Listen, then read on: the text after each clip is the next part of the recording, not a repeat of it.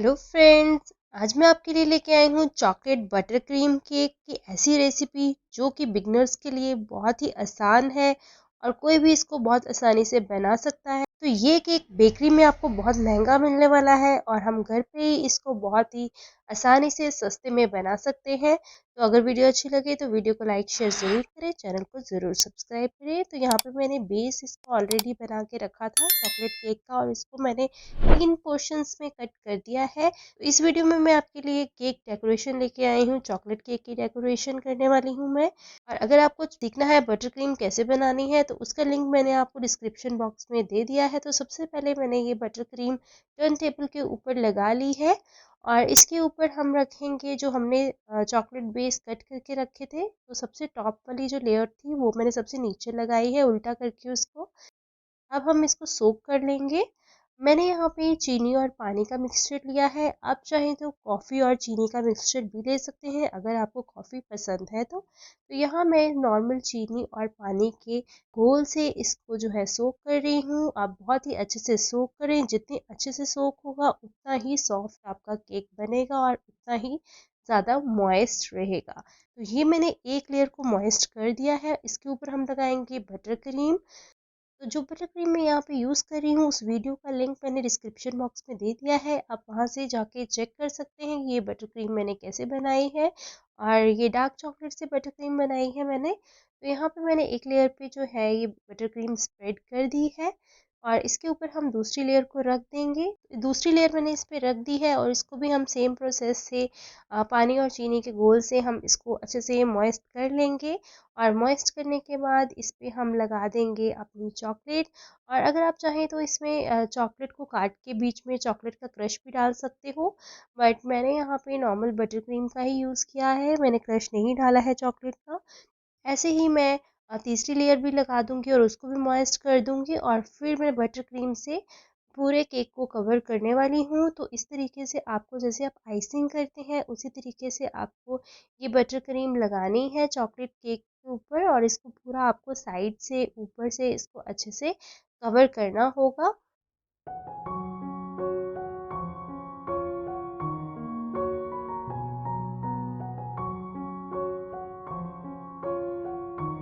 जब ये पूरा कवर हो जाए, देखिए मैंने यहाँ पे पूरा इसको अच्छे से कवर कर लिया है और मैं इसको अभी फ्रिज में रखने वाली हूँ। कम से कम आधे घंटे के लिए आपको फ्रिज में रखना होगा, उसके बाद ही आपको जो नेक्स्ट प्रोसेस है वो करना है।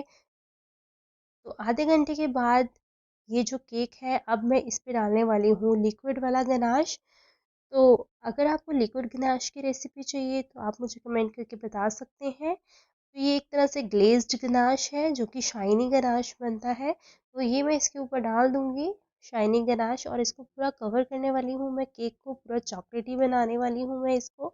और फिर हम इसमें ना चॉकलेट गार्निशिंग का भी यूज़ करने वाले हैं। तो वीडियो को एंड तक ज़रूर देखें अगर आपको, आप बिगनर हैं और आपको एक परफेक्ट चॉकलेट केक बनाना है तो देखिए इस तरीके से मैंने यहाँ पे पूरा जो है केक है वो कवर कर दिया है। अभी इसको मैं ना स्पैचुला से फैला लूँगी।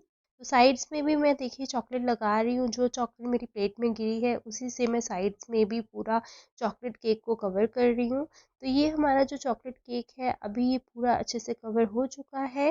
तो इस पे अब हम लगा लेंगे अपनी चॉकलेट गार्निशिंग। तो मैंने ना चॉकलेट गार्निशिंग बना के रखी थी तो वो मैं इसके साइड्स में लगा रही हूँ। मैंने घर पे ही बनाई है। तो देखिए इस तरीके से यहाँ पे मैंने चॉकलेट गार्निशिंग लगा दी है। ये जो गार्निशिंग है हमें इस तरीके से ही चाहिए, एकदम इक्वल नहीं चाहिए, थोड़ी ऊपर नीचे ही चाहिए, ये ऐसे ही सुंदर लगती है। तो इस तरीके से मैंने यहाँ पे जो गार्निशिंग है वो चिपका दी है। आपको जब आप गनाश डालोगे ना उसके साथ में ही आपको साथ के साथ ये गार्निशिंग लगानी पड़ेगी ताकि ये इसके साथ अच्छे से चिपक जाए चॉकलेट के साथ। तो इस तरीके से मैंने पूरे केक को इस गार्निशिंग से कवर कर दिया है।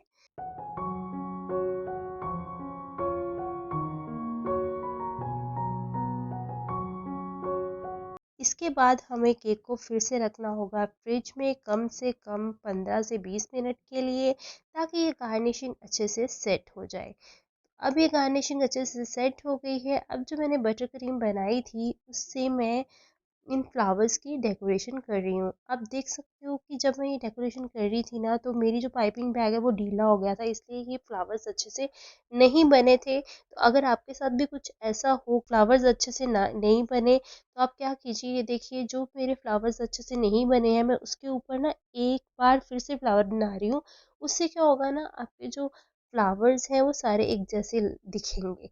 ये देखिए मैंने इस सारे फ्लावर्स को अच्छे से कवर कर दिया है। अभी मुझे एक फ्लावर यहाँ पे अच्छा नहीं लग रहा था, तो इसके ऊपर ना मैं दोबारा से पाइपिंग कर रही हूँ।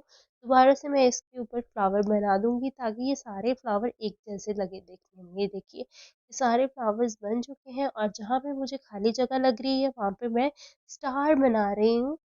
और इस तरीके से मैंने ये सारा केक कवर कर दिया है। और इसके बाद मैंने कुछ चॉकलेट हार्ट्स भी बना के रखे थे, तो वो भी मैं इसमें लगा रही हूँ, क्योंकि ये एनिवर्सरी केक है, तो इसलिए मैंने इसमें ना चॉकलेट के हार्ट्स भी लगाए हैं। तो ये देखिए ये हमारा ऑलमोस्ट केक बन के रेडी हो चुका है। तो अभी ये मैं यहाँ पे हार्ट्स लगा रही हूँ, तो सेंटर में पहले मैं एक स्टार बना दूंगी, और फिर उसके बाद मैं हार्ट्स इसमें लगाऊंगी।